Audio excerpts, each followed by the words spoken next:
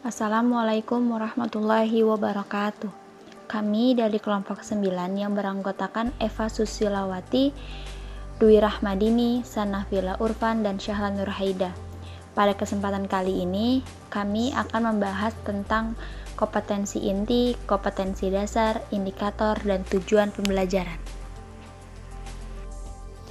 Dalam materi kompetensi inti, kita akan membahas 3. Yang pertama ada pengertian kompetensi inti, fungsi kompetensi inti, dan rancangan dalam kompetensi inti. Pengertian kompetensi inti yaitu tingkat kemampuan siswa untuk mencapai suatu standar kompetensi lulusan yang harus dimiliki peserta didik pada setiap tingkat, kelas, atau program. Kompetensi utama yang dikelompokkan sebagai berikut. Yang pertama ada aspek sikap, yang kedua pengetahuan, dan ketiga keterampilan. Fungsi kompetensi inti. Yang pertama sebagai unsur pengorganisasi, organisasi elemen kompetensi dasar. Yang kedua sebagai unsur pengorganisasian kompetensi inti, merupakan pengikat untuk organisasi vertikal dan organisasi horizontal kompetensi dasar. Organisasi vertikal kompetensi dasar adalah keterkaitan antara konten kompetensi dasar satu kelas atau satu jenjang pendidikan ke kelas atau jenjang di atasnya, sehingga memenuhi prinsip belajar, yaitu terjadi sesuatu akumulasi yang berkesinambungan antara konten yang dipelajari siswa. Organisasi horizontal adalah keterkaitan antara konten kompetensi dasar satu mata pelajaran dengan konten kompetensi dasar dari mata pelajaran yang berbeda dalam satu pertemuan mingguan dan kelas yang sama, sehingga terjadi proses saling memperkuat. Rancangan dalam kompetensi inti. Yang pertama ada sikap keagamaan, yaitu masuk ke kompetensi inti ke-1. Kemudian ada sikap sosial, masuk dalam kompetensi kedua. Yang ketiga, pengetahuan, kompetensi inti ketiga. Dan yang keempat, penerapan pengetahuan, kompetensi keempat. Kelompok itu menjadi acuan dari kompetensi dasar dan harus dikembangkan dalam setiap peristiwa pembelajaran secara integratif.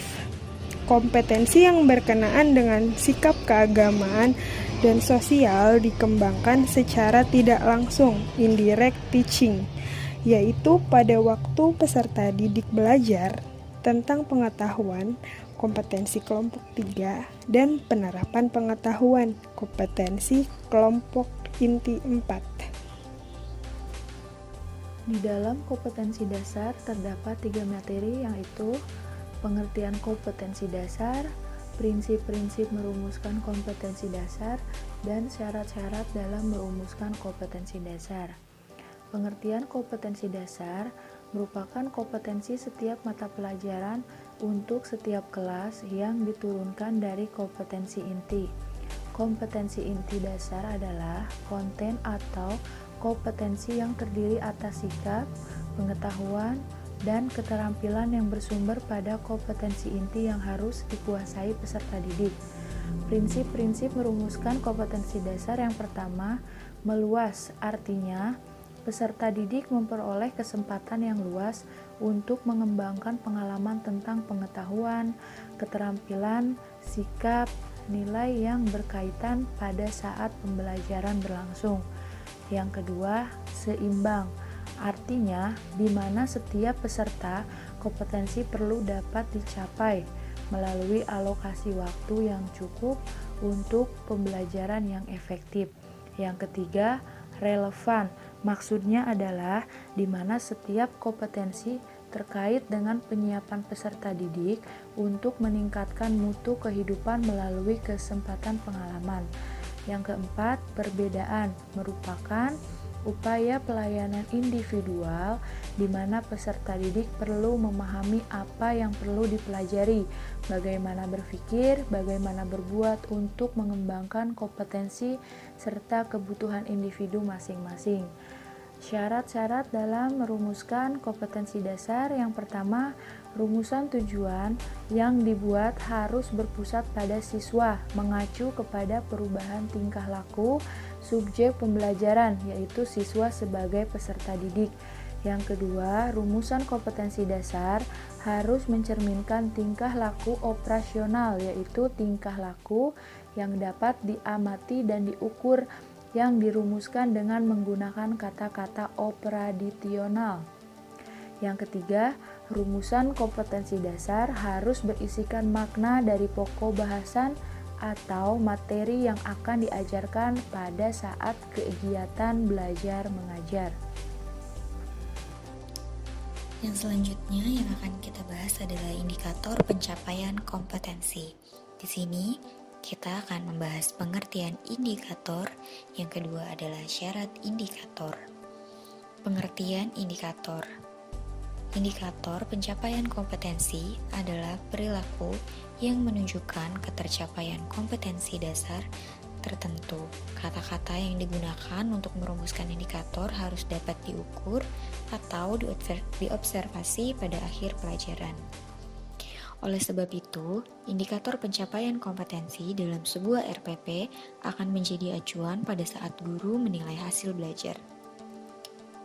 Kata kerja yang digunakan untuk merumuskan indikator pencapaian kompetensi adalah kata kerja operasional. Mengapa demikian?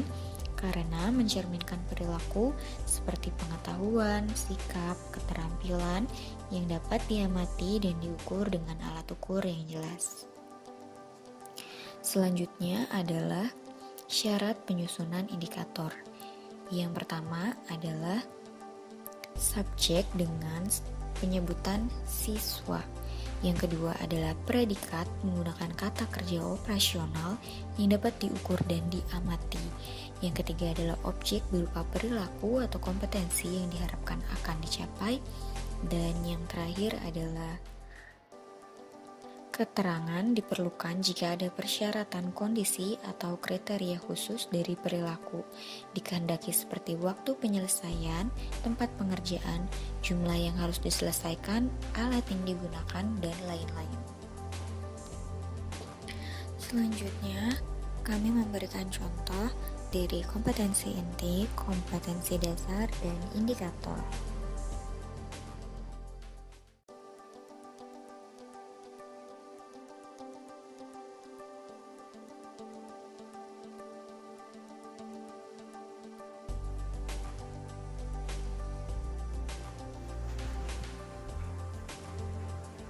Tujuan pembelajaran.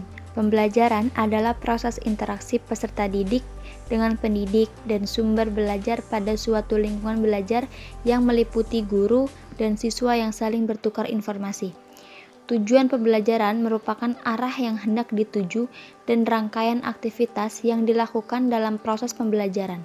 Tujuan pembelajaran, kompetensi spesifik, aktual, dan terukur sesuai yang diharapkan, terjadi, dimiliki, atau dikuasai siswa setelah mengikuti kegiatan pembelajaran tertentu. Saya rasa cukup sekian dari kelompok kami. Kurang lebihnya mohon maaf. Billahi taufik wal hidayah. Wassalamualaikum warahmatullahi wabarakatuh.